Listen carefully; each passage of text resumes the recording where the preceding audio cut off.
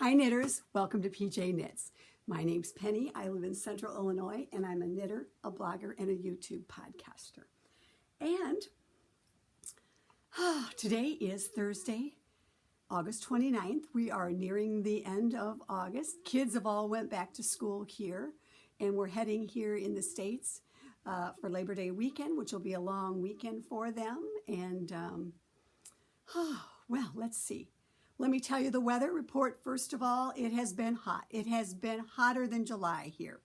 And I don't know why I expect anything different because I remember it was hot. It's hot in September and sometimes all the way into October. But the last few days, let's just say the last week, it's been hot. We've hit record highs, 98-ish, 99.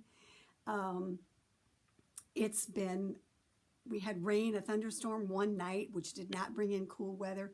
It's been hot and it's been humid, and it's been so hot that I haven't even, other than to go get the garbage out and back in, I have not went out. And I have been so happy that this has been one of those weeks where I didn't have any real commitments and I could stay inside and think about winter knitting. I know that's a bad word in some of my friends' ears, but yeah, I'm way past my thinking about transitional, and I'm heading into winter sweaters. That's a whole segment that we're going to talk about later, but today it's going to be back in the 90s again, and then gradually this weekend we should have some 70s, some close to 80 maybe in the next week or so, and then maybe far range, it should get in the 80s, so which is nothing new or different from my childhood in Illinois. But that's the way it's going to be. So we're going to have a great weekend, it looks like. And what I really dislike most of all about the hot weather is that I have not been out on the porch knitting other than to take a couple of pictures.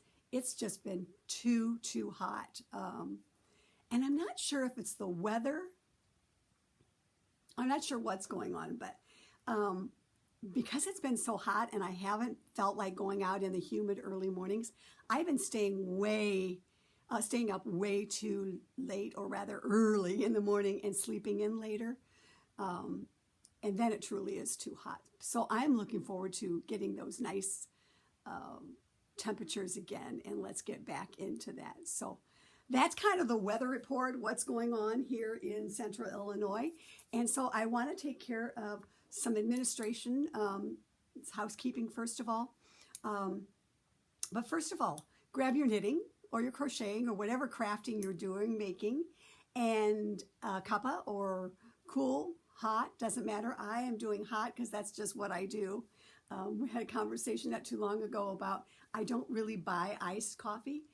If I drink my coffee cold because I hate to see it go to waste, that's not a problem, but I only do cold coffee when it's like, when I'm feeling like I'm needing a pick-me-up, or it's buy one and get one at half. That's the only time I do the cold. For the most part, I don't do cold coffee. I don't put ice in mine. So anyway, now that you know another little tidbit about me, couple of things. I want to revisit this from 2 episodes ago, the orange episode, bag giveaway. Ann Serdula 13, you were the winner, and it was buried. The winner was buried, in the last podcast that Kendra and I did. So, excuse me. Ann, if you will reach out to me via several different ways, you can do it. I am PJ Knits 1 on Ravelry, or PJ Knits on Instagram. You can DM me, or you could send me an email at pjknitspodcast@gmail.com. But I'd like to get this bag out to you in the next week or so. So Ann Serdula 13, you were the winner in the orange episode, so contact me. And then for the last episode, this was the one with Kendra, where we were talking about her winter sweaters, and she has chosen one, and we'll talk about that at another time. I'll have her back on that. We'll do a little Zoom in the future. But Brandy Stoker, if you would let me know, again, your address. I think I have it from before, from the finger weight yarns, the little leftovers that I had. I'm not sure. Same Brandy.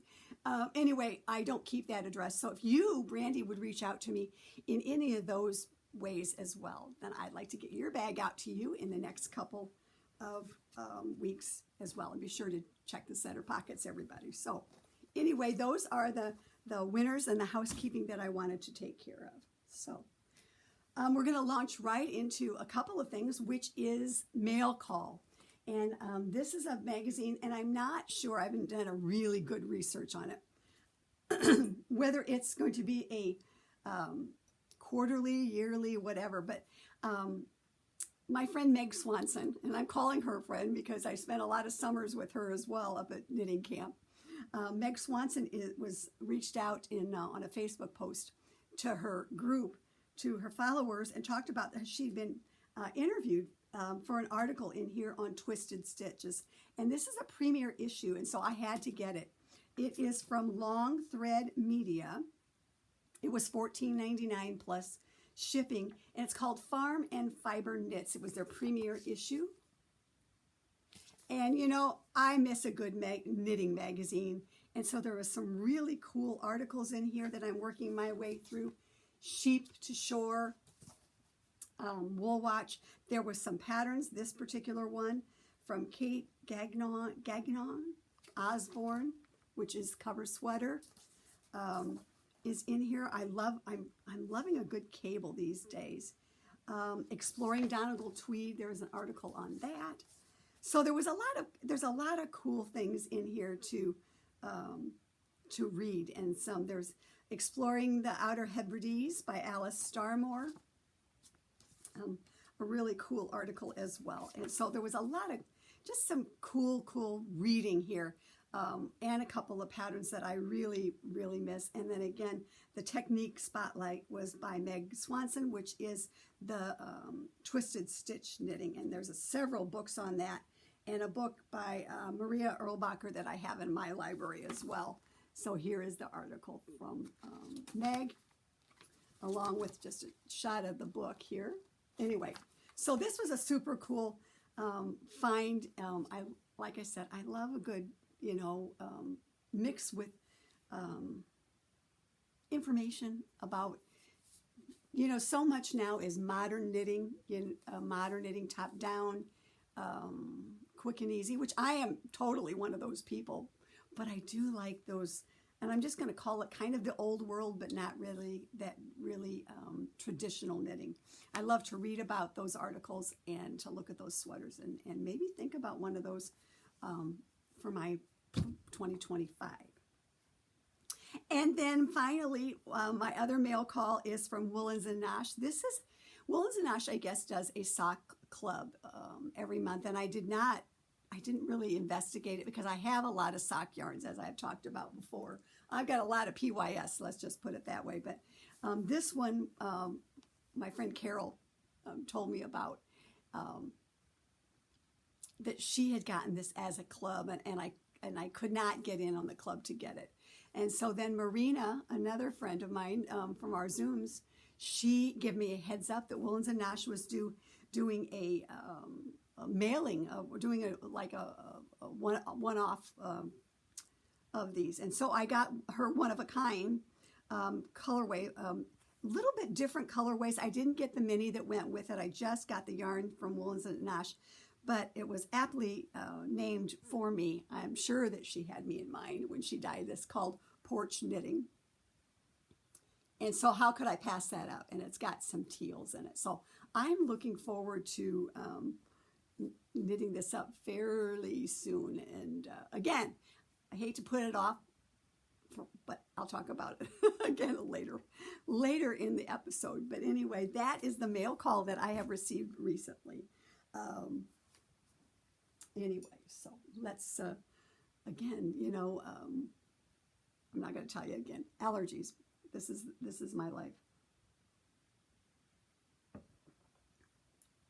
Anyway, so I have a finished object. And this is my Musselburgh. And you remember I was talking about I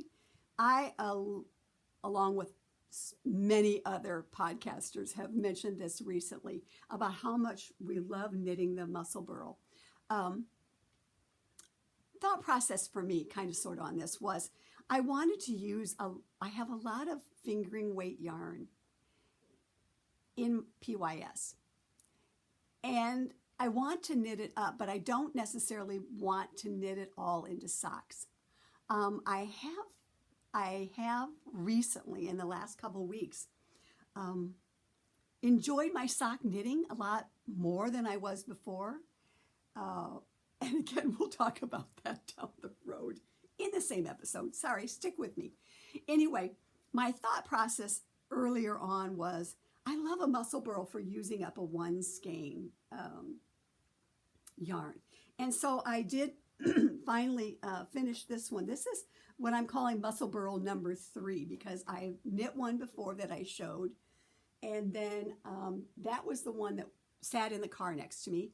I have number 2. It's out in the car. That's going to stay out there for a little bit. And this was number 3. And this was out of PYS yarn.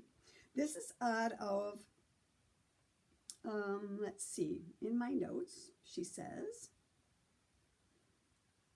Biscotti and C. This was a gift yarn that I got several years back from a friend of mine. And I decided this would be a really nice hat, I think, for a male if they wanted it. And my thought process here in knitting on the Musselburgh is several fold. I could use some yarns, one skein yarns, out of PYS. It is, I thought I would make these, whether I take them to holiday functions and let people, choose one if they want, or if I just donate them to charity, which is very much a possibility that I could do that as well. But I really enjoy knitting on these particular hats as a project that I sit down here next to my chair. And just one of those things that you can, I'm waiting for dinner to cook, or I'm watching a little something, or I'm just having a cup of coffee early, or I'm waiting to go somewhere. And so I can easily pick this particular project up, the Musselburgh, pick it up and just knit on a few stitches. And then if I have to get up, or if I'm doing laundry, waiting for laundry to dry or whatever, then I can just throw it down quickly without having to worry about where I'm at. So that's my whole thought process when it comes to the Musselburghs that I'm knitting right now, and it's using PYS yarn. So anyway, I love this one. The inside has the yellow, which I was not a super fan of at the beginning, so I've tucked that yellow on the inside on this particular one. And yes, you can roll it up, but I think on a child or a younger adult, they could definitely, pull that up. So I'm kind of sort of liking this. I'm liking this Musselburgh. Now just to give you some specifics on this, I am doing the size AM adult medium, and I did it on size 4 needles is what I use. Total, I used 91 grams of this, and there was 100 grams. So I have about 9 grams left that I will put into something. And this was just 100 grams. So I am working, on the premise that I had 20 grams left when I started the decreases, and I still had some left. So as I go on with my future Musselburghs, I'm going to kind of test that out and see how far I can go before the decreases. I'm going to tempt fate and see how far, if I can go just a little bit further. So that is Musselburgh, Biscotti and C, and it's their Felix colorway, it looks like. And I love that it's machine washable. So again, this is the finished object. Now, on that same thought of Musselburgh, I am dying to cast on another one because that was so much fun, and I want one on the needles. But I'm kind of waiting, and I'll tell you why I'm waiting. But my next one, I have decided, and I keep it in this lovely basket here. I love this fold-out basket that my friend Deborah gave me. And so this is my Musselburgh hat for next to that. But I decided in 2023, 2023, I decided to do Les Garcons Tropical Sock Club. And what happened was, this was one of the colorways. This is Mysterious Frog, and this one is Caribbean Sea. And so I don't really have any guys that I'm going to knit this sock for in a sock form, but I thought this would be perfect for my next Musselburgh. So this is going to be my next Musselburgh when I get ready to do it, and I'm toying with, and I'd love for you all to weigh in what you think about maybe doing some stripes further up in the hat with this, or should I just do this alone and save this mini for something else? So I'd love any input that you all have on that. But again, it's Les Garcons. It is their BFL socks and their minis. So anyway, and it came with this really cool progress keeper, which I'll use on my Musselburgh. So that's going to be my next Musselburgh. But even after having finished my third one there, I am hesitant to cast on with that, because one of the other projects that I had been talking about before, about being able to knit on it and pick up, is the color shift cowl. And so I'm just showing, and so lately, since I finished my Musselburgh, I have been using this as my pick up and knit project here next to my chair. And so last time we were together, this is where I was at. So you can see it has not had a lot of progress done on it since then, but I felt like I should work on it a little bit, just because.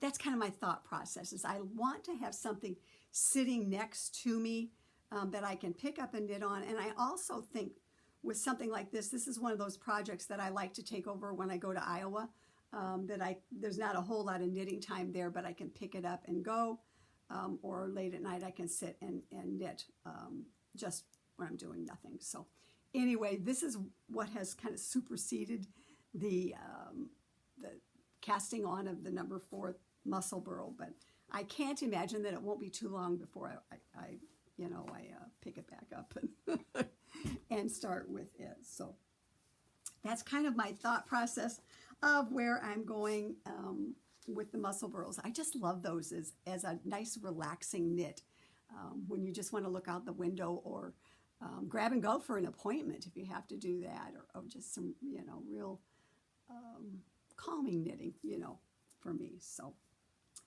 anyway, that's kind of the thought process of quick and easy knitting for me, and things that I want to do that we talked about before. So let's talk about hashtag PJKnits, the holidays 2024.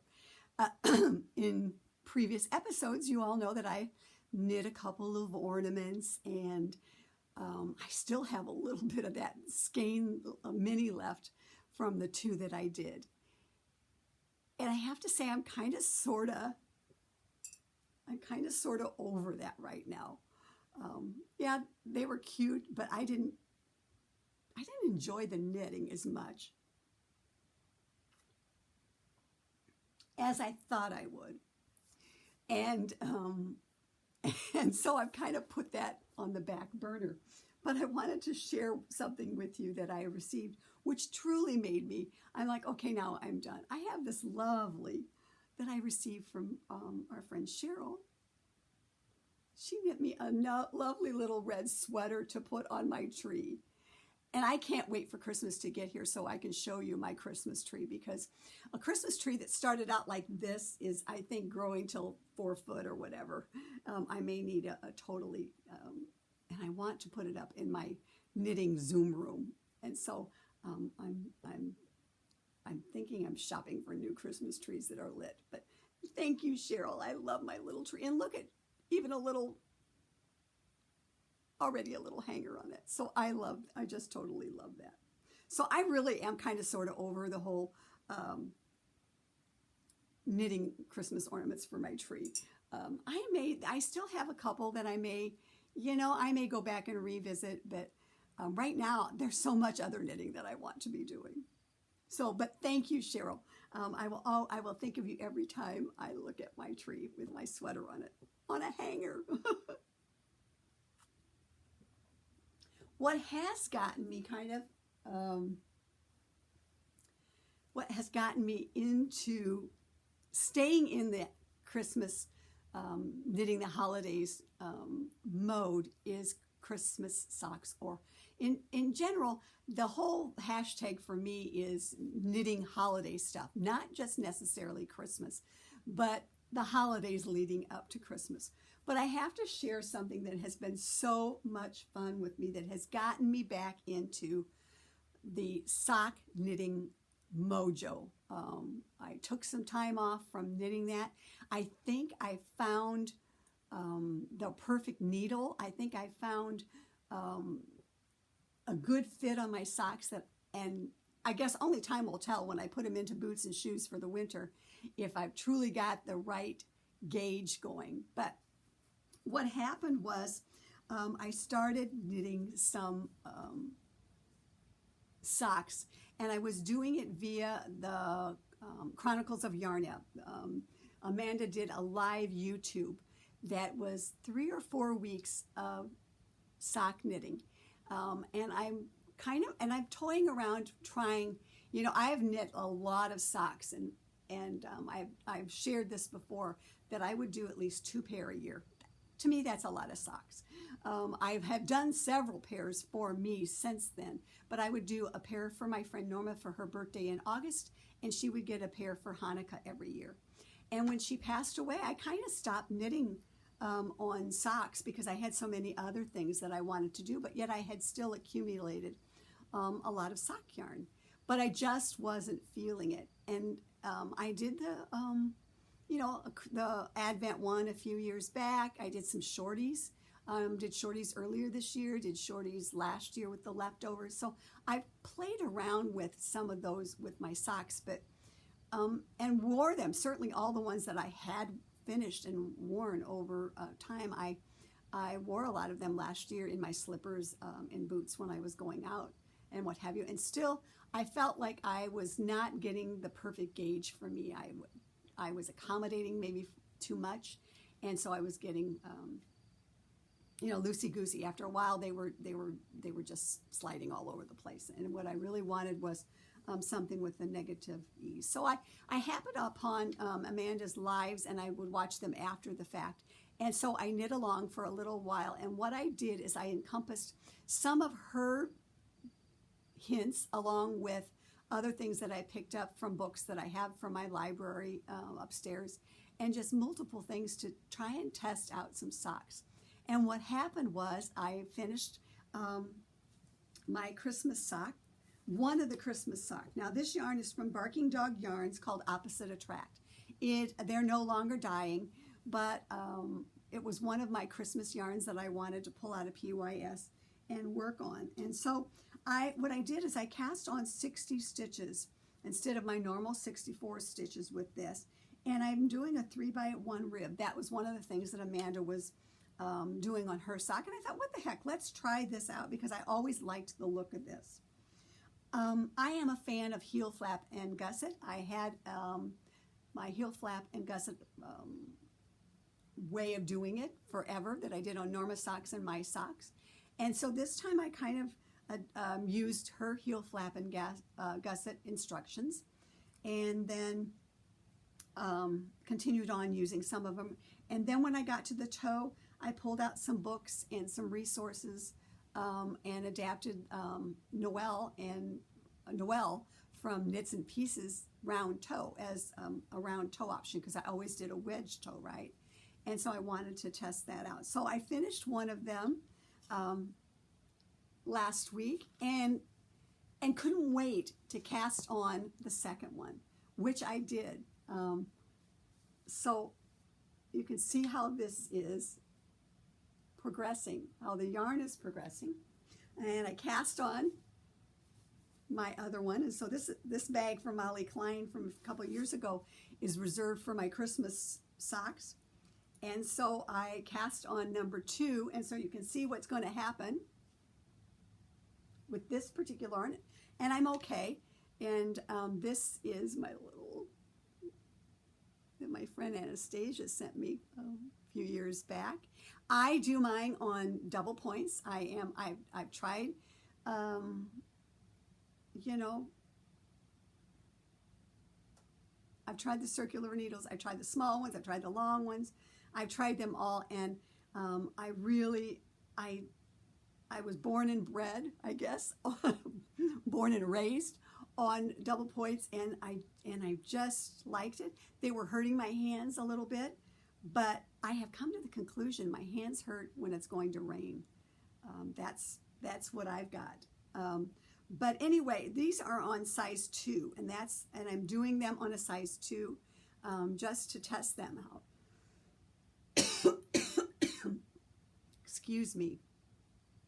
So I'm doing them on a size 2, and I tried it on, and they fit 60, fit pretty good. So again, this is kind of like a test to find for me the perfect needle and the perfect stitch count on my socks. So that's part of the holidays 2024. And then, because I was in this sock mode, another bag from Molly Klein from a couple years ago. This is housing my my Halloween socks, as it would be.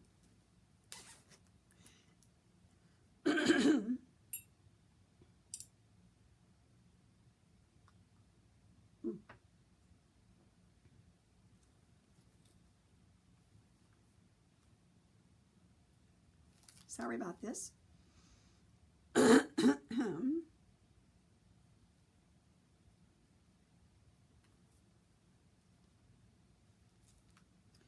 And I have my journal down here in my notes because I want to get this right, my notes.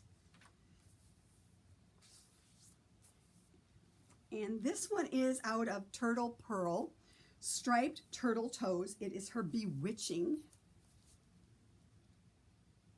colorway.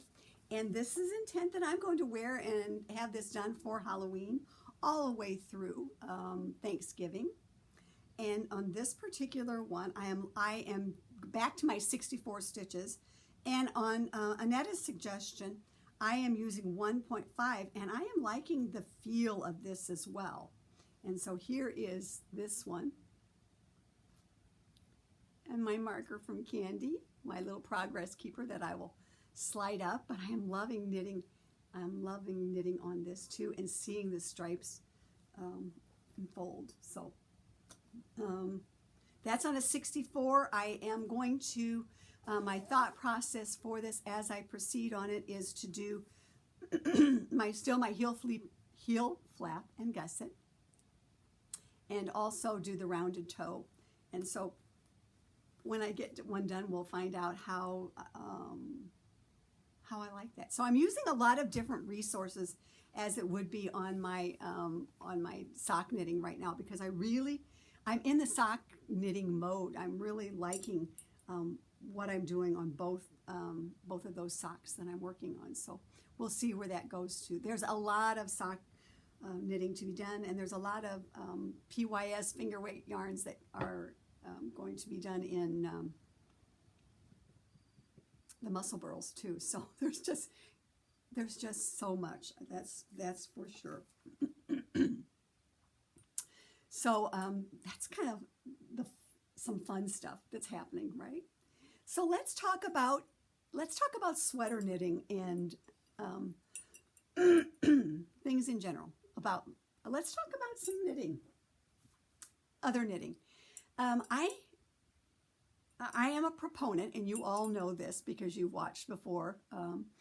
I am a proponent of knitting ahead of the season, and for me, I'm behind in my knitting, behind this knitting ahead of the season, because I spent some time working on my last summer sweater, which will be a transitional sweater along with a shawl down the road. But what I did because it's been so warm outside, I've had a lot of time to sit and, just make thoughts about and look at my sweater wardrobe that I already have and possible sweaters that I want to knit going forward. And I came to the conclusion when I looked at my sweaters, and I've started bringing out some of the transitional ones, even though you know, I'm not going to be able to wear them right now, but just kind of getting a thought for what I've got, you know, kind of looking at my transitional knitting. And I came to a couple of conclusions while I was doing this thought-provoking process of mine. Was a couple of things. I had 2 sweaters that I was knitting on that technically could be transitional sweaters, but really I was seeing them more as a early spring and into spring, first to summer sweaters. And they were whips. And the first one was my Wave from Lina magazine cover. And it's in bright pink and orange. And what I did with it, and along with my Alpine Bloom, which is going to have shorter sleeves, I have put them away. I've not cut bait on them. I've kind of put them in the fish pond right now, let's call it, for lack of a better analogy. And I've just put them away. And my whole intention is to bring them back out right after the first year. You know, that time in January-ish when you're like, oh my gosh, will spring ever get here? Kind of like now we're looking at, will fall ever come? But let's don't rush it, because right behind that is, you know, is cold weather too, but really sweater season. And so I put those 2 away, and I looked at my transitional sweaters, and I thought, you know, for what I have already in my wardrobe, I really have sufficient right now going into fall of things to wear, because I find that, you know, when you start wearing those fall transitional sweaters, all of a sudden, then it's getting chilly. And then you want a little bit warmer sweater. You're going out for maybe bonfires and wiener roasts and things like that. And you want a little bit warmer sweater or to wear to those functions. So my thought was, I'm going to just kind of set those aside for right now. And I'm not going to do really any transitional sweaters, because if I could say this, I'm hot to trot for winter sweaters, and I know that some don't want to do that, don't want to do mohair or woolly wools, but I'm inside in the air conditioning, and I am just like, I am wild right now. I just want to knit all the winter sweaters, and I have so many that are in my thought process, that are in my journal, that are in my, you know, that I have yarns that I pulled out of PYS and patterns attached to them, and so much winter knitting that I want to do. So I really feel like for me that I need to just kind of hop over the transitional and flow into winter. So that was in my thought process. But in the same light, you know, as a podcaster, I hope, inspire others to, you know, because there's varying climates. Some of you will be going into spring when we're going into fall. And so maybe you want some ideas. And so what I'm going to share over the next few episodes is some of those transitional sweaters in my wardrobe that you still have time to knit, or you might want to knit, like I said, if you are going into spring. Now, some of these, and probably most of these, you have seen before on the podcast if you are long time watchers, let's just put it that way. But for the newbies who are coming along, maybe you want some ideas. So I'm going to try and share some of those things with you in the next few episodes. So first of all, what I want to share with you is what I'm wearing.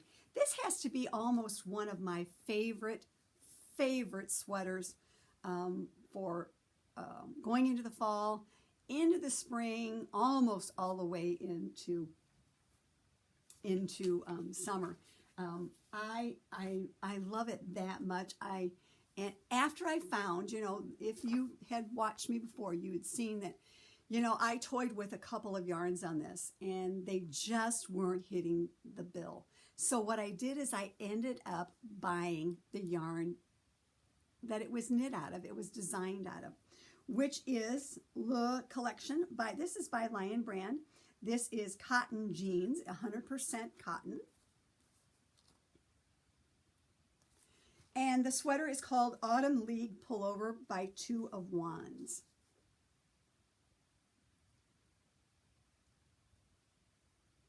And the whole real detail in that is right here. The rest of the sweater is just a raglan sweater, but it gives you the feel of that that sweatshirt that you have. I love this yarn. I love this sweater. I believe this had a fold over collar, which I did not do. I just added a rib because I didn't want the bulk. I was lazy. I didn't want to do that. So I did a regular collar on it, and this also has, if you can see, has a split hem here. I did not. I just did a regular old rib around it because I just want it to be one of those things that I'm going to throw on and feel comfortable in. I did the size medium, which is a 43.75 finished, and I cast on with a size 5 needle, and I was happy with everything that I got. I did add, as I always do, picked up some sleeve extra stitches underneath the arms. Now, what I will say about this is, and all of my things that I show here and all of my garments, I do have a project page for each and every one of them on Ravelry, and I am PJKnits 1 in Ravelry. The group is just PJKnits, but my Ravelry projects can be found under PJKnits 1, and so you will get all of the details of what I did on this. I have to say this yarn is 100% cotton. This colorway was, and they considered it as a light number 3. It's called 108 worn, and it goes with my wardrobe, right, of blue jeans. That's when fall comes, I'm a blue jean person in the summertime if I could get away with it. Blue jean shorts, blue jean capris. But anyway, it goes wonderful. It feels good. And so I am so very glad that I went back and I actually knit the yarn, bought the yarn that it was knit out of. I just really, really love this particular one. So I hope that you will put this on your list because, again, I do really like it. Okay. Now, the second one I want to share with you on here as well, on Miss Manny. And we'll go to this journal. This one I knit in 2019. It was part of a test knit with Shayna Line Designs, and it's called Moduloncho, and we'll give you a feel for this. I love test knitting this. The fun thing about this, as you can see, is it can be worn 4 different ways if you wanted to do that. This was so much fun to knit. I did it on size 6 needles, and at the time I went to PYS because I really wanted to do that. And this is the out of Two Guys yarn. It is, both of these are, I guess. I'll flip it around in just a minute so you can see. But it is out of Two Guys yarn in MCN sock, a fingering weight. This is blue Curaçao. Curaçao? I know that's a drink. I have some of that alcohol. Curaçao. And then out, the other one is out of La Jolla. Oh, Penny, seriously. La Jolla or La Jolla, however you want to.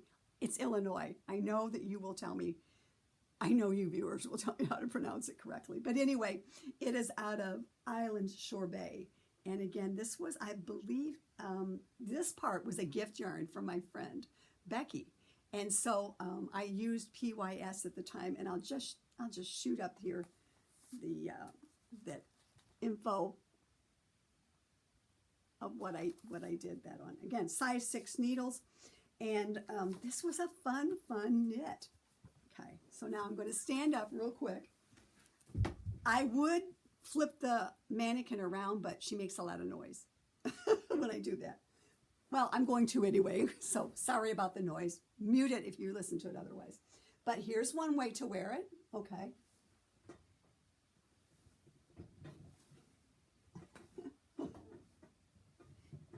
Here's another way if you want another version of it. And let me just say this. Yes, this was my first time doing welts. And I remember when I did them, I was on my way to Iowa. And so it took a little time, but it was a new technique. And so you certainly, on the flip side of this, you could do a totally different color and you could have 4 ways of wearing it. But I think this kind of fun as well, right? And so I incorporated some of the stripes in. You really have to go out and look at Shayna Lyon Designs Moduloncho. Her the project page is out of there because what fun. But this is that island sorbet. And then this finally is the other way that I could wear it. Very fallish for sure. So anyway, that is Moduloncho by Shayna Lyon's Design. And so I just wanted to share those with you because I thought they were so much fun. And I hope that this is something that you want to see more of. More of my transitional sweaters. I hope this is kind of inspiring you. I have to say I love a good poncho. This is, I do wear this one a lot come fall, and just, you know, this is a wonderful knit to wear when we're down on the riverfront, when we finally can go outside, when it's not so freaking hot outside, heading towards fall, enjoying those fall days down on the riverfront. This is a wonderful thing to easily throw on and take off if you want to, or if you have whatever. So I do love a good poncho. I do love this one, and so I hope that you will check her out and check that garment out. So, so in my little reflection of the last few days when it was so freaking hot, like I said, I decided to move towards winter knitting because I have a lot of sweater quantities that are so conducive in PYS to knitting for winter, and I'm okay with that. So my thoughts were, again, as I'm always doing, and many of you do as well, I know from conversations we have, but you think about the sweater quantities that you have in PYS, you think about the patterns that you bought that are in your library that you want to knit, and I also think about my whips as well. Do I get anxiety about them? Not so much, but I heard yesterday on a podcast, I believe it was Martin says, he said, I'm easily distracted. And I like that. I'm going to use that phrase in my knitting. Not that I feel anxiety about what I have, but I'm easily distracted. And I'm really trying hard to, again, to not go off and be so easily distracted by new things, because I have there's so many cool things, and you look at stuff and you're like, oh, I want to do that, and then it's like, I have to buy the yarn. And we had that conversation on Zoom last week, but it's not going to stop me, any of this, from buying new yarn to knit the sweater I want out of the yarn it was designed on. That's not going to stop me. But, you know, on the other hand, I'm also going to, you know, to work on some of these things that I have, because again, there's some fun stuff.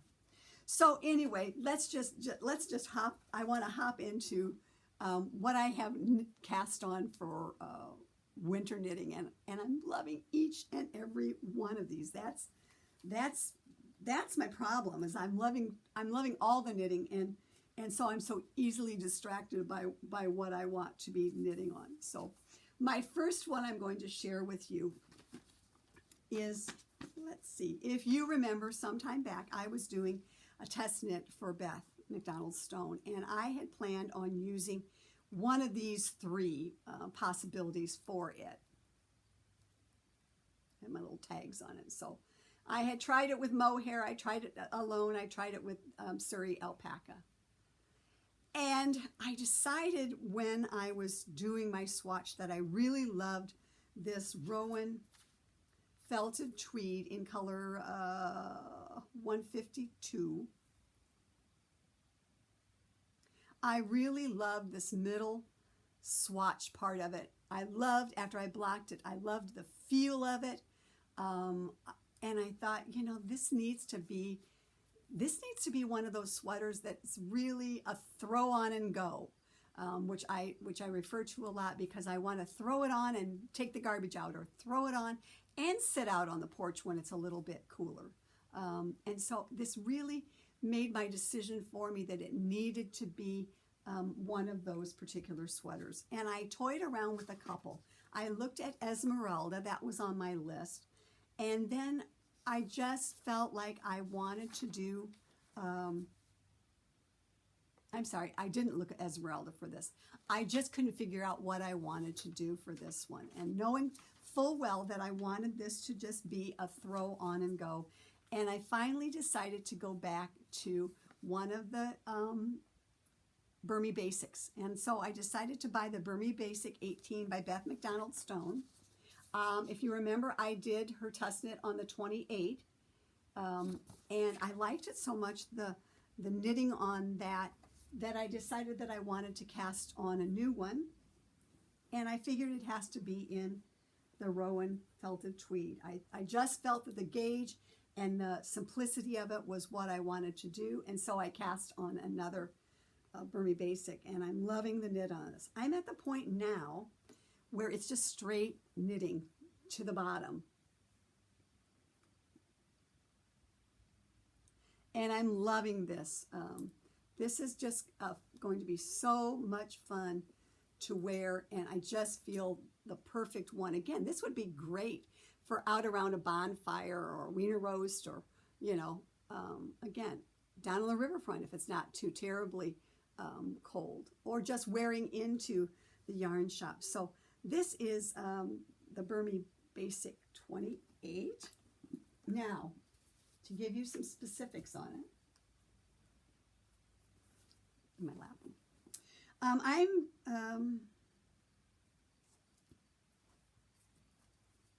I am using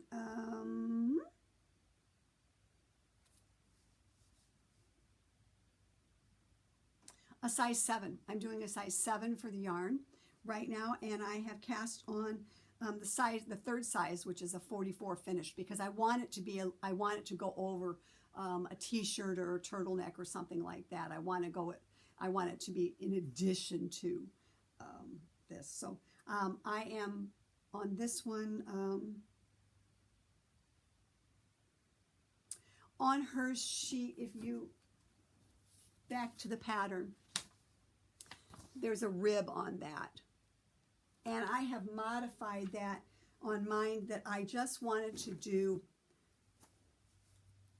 the rolled neck. I just wanted to throw it on. I didn't want to have to deal with it. I didn't want to go back and do a rib or anything like that, or start with a rib. So if you can see, it's just a rolled neck. I like that rolled neck. It easily will accommodate a turtleneck down the road for winter as well. And so that was my kind of thought process on it, is that I wanted to adapt that a little bit, which is what's so nice about Beth's Bermies, is that they are so easily adaptable to what you want to put in.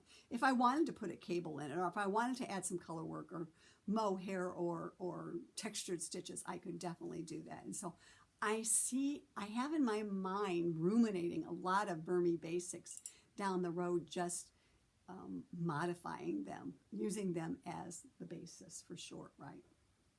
So so that is my first one that I wanted to share with you. And then my second one, again, everything leads back to a swatch that I did. This was, again, another test knit swatch that I worked on and I showed last year. And it just wasn't working out for the test knit that I wanted to do it. The texture stitches, this was a textured one, and it just wasn't showing up. And so I keep all my swatches, and I put little tags on it, so I know. If I haven't shared this before, I started making my swatches, and what I did is I took these little tags, and I'll put like the size of the needle that I did on that, and then on the other side, the first number will be my gauge before blocking, and the second number is the gauge after blocking. And then I put them depending on where I change the needles. Like this is where I change the needle, so this one down is this one after that, other way around, I guess. From here to here is this one, and then I cast on with the secondary one. So anyway, I had my swatch for a test knit that didn't work out, and this is the one that I toyed around with doing Esmeralda. I have that one. And then I decided to go a different direction, something very similar. But the yarn that I'm using was from PYS initially. This one is Sunday Knits, Carol Sunday's Nirvana. I love her yarn. Carol Sunday is from Illinois and dyes some wonderful yarn. This is her 5-ply worsted weight, and the color is lilac. And then I swatched last year from my local yarn shop, Fiber Universe, some Plymouth Yarn Suri Stratus. And so I decided these two had to go together. I loved everything about the swatch after it was blocked. Loved the feel of it. Loved the halo on it. Loved knitting right on it. And so then I decided to pull out and try. I've never knit the Flax sweater by PJKnits.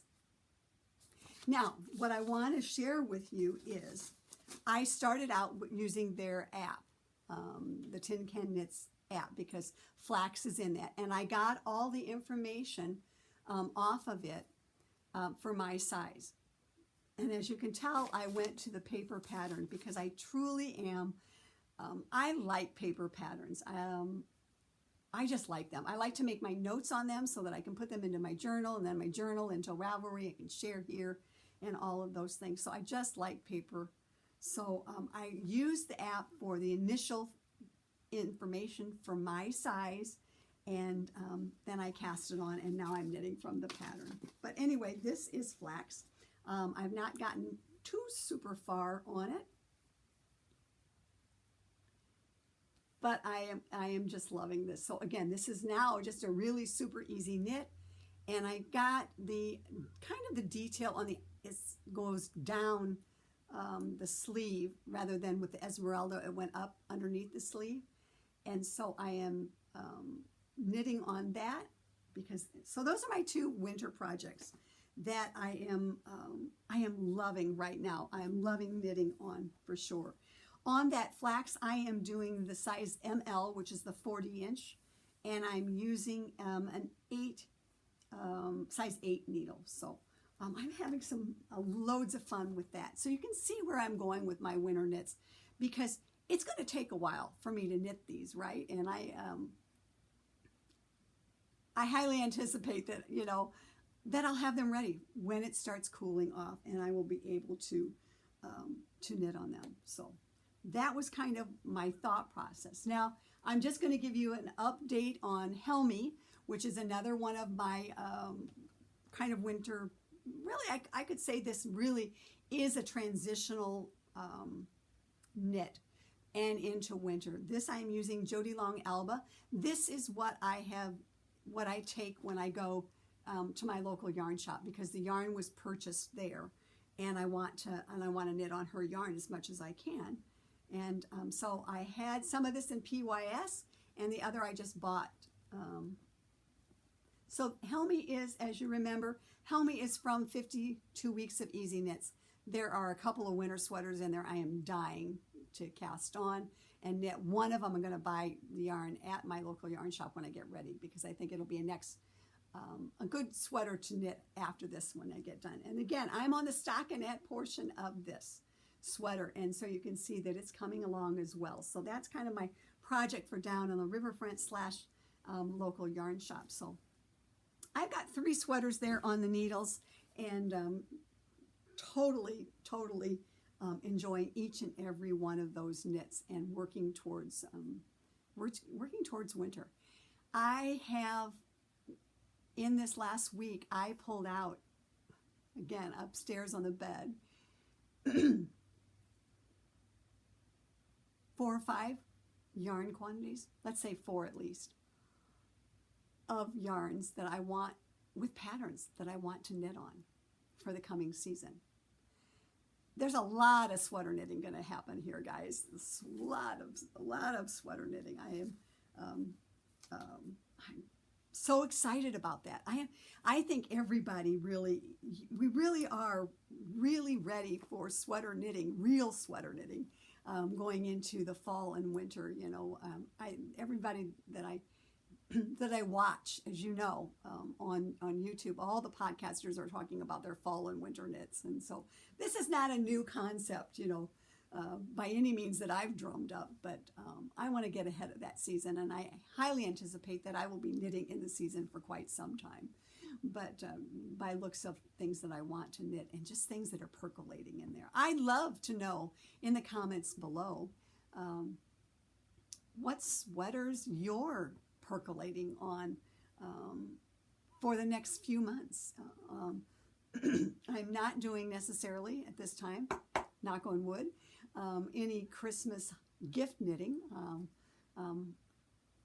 Yeah, I have a couple of gift knits that need to be done that are not for Christmas, and we'll talk about those later. Or on a further episode, no, we're not going to talk about those. We talk about those on our Saturday night Zoom and Tuesday night Zoom. So anyway, that we do over with Dude Knits. So anyway, I got to talk about those here. I'm easily distracted. Let's just put it that way. So I'd love to know, what are you planning for your fall winter knits? Are you planning them already? Are you knitting on them? I know our friend Carol is not. It's not till November, but which is fine. But you know, you have to do what you have to do. So comment below, and thank you everybody who does comment and reaches out. I am so thrilled for everybody who subscribes and likes and comments, comes to the Zoom, comments on my Instagram. I do appreciate that. We have such a great community, and I've built so many friendships, and we talk about all kinds of things, and I'm learning all kinds of things, and we're enablers as well. So thank you to each and every one of you who do that, and for stopping by. I'm not done yet, though. I want to talk about just a couple of things. Hap-along, that is continuing, and we will have the Hap-along is a year-long knit-along that I'm doing on PJKnits that started the 1st of January and will go through the end of the year. We will have another Zoom probably about the 1st of October. I'll keep you posted as that goes. And we've had several who have finished theirs. Kendra has finished hers. She's shown hers for the new baby, and then Peggy is narrowing down on hers. Last I saw, she was doing some her borders. I am bringing mine back out on Sundays and trying to do a few rows. It's not my all-encompassing Sunday knits by any means, because there's so many other things I want to be doing. But just to remind you, I am doing the Hansel Hat by Gudrun Johnston, and my inspiration was the colors from this picture that from Shetland, and I believe original was from Jameson's of Shetland. They did an Instagram post a couple of years ago, and I loved their colors. So my inspiration for that is the yarn that I am using. I am using Lost City Knits yarn, discontinued, no longer being done, but here I have done my main square, and I'm on my borders, which are, I didn't realize until I pulled them out about how much fun that they were.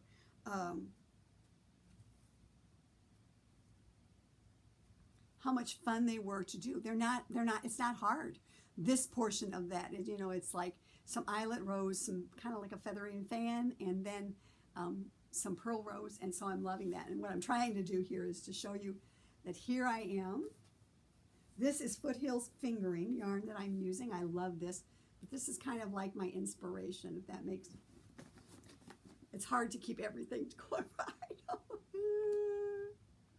And I still have a little tealy blue that's going to go in there. So anyway, the bag does not want to stay with me. It wants to go. So anyway, in about a month-ish, 1st of October, we'll do a Monday night Zoom and talk about, you know, haps and where we're going with that. But this will go on through the end of the year. And, you know, it is not too late for you all to start a hap, even if it's a half hap. I know that Annetta finished hers. She did a pattern that I have also. So there's been some people, and they're fairly, you know, you can finish them. And I know that Gudrun did a hap, kind of like a hap knit along as well recently, and it was just a few short months. So there's still time for you to get back and get in on the hap along, and we'll culminate at the end of the year with that. So I don't know what the 1st of January will bring. If it'll bring any kind of, you know, cast on knit along or that. I know there's so many things that I want to knit out there. So Okay, we better finish up because we are at an hour. I just wanted to share one last book with you. I have a book that I've shared before from my library that I purchased from Schoolhouse Press this year. This is a tome, let's just put it that way. It's a heavy book. You could do exercises with it. But I'm reading it just, like a passage every so often. It's one of those books that, I just want to read a little something, or it's in an opportune place. And so it's called Norway's Knitted Heritage. It's by Anna Moore Sundbo. And I was, many, many years ago, was able to hear her speak at a function in Iowa that I went with my friend Julie. And it was so interesting. She bought what they called a rag pile, where all these old sweaters and wools went to. And so if you want to know more, just do a little research on that. But she bought this place, and what she did is she discovered a lot of things about knits from, Norway and the Shetland and the Faroe Islands. And really, so this is a tome of history as well as what I'm reading right now. But here it is. It's a huge book. And she says, explore how all aspects of Norway's culture have contributed to its world-beloved knitting design. And so she really goes into some insight on it, but also of the history. And I just wanted to share something with you from this book that I read last week. And this was like in the 1800s. Sweater knitting over there was a big deal. This is how you used to pay for things. And there was a lot of importing in from, Norway, or from the islands, let's say, to Norway. And this is how people fed themselves or paid debts. A very interesting piece in here about how there was, there's a couple of pictures of prison knitting, and somebody was in prison for stealing something or not paying taxes or whatever. And, they knit in prison, but they also knit as their livelihood. And so this was, I just want to read this stuff because I thought I was like, wow, think about this in the terms of yarn. Back in there, a sweater weighed about 2 pounds, 1 kilo, depending on the size.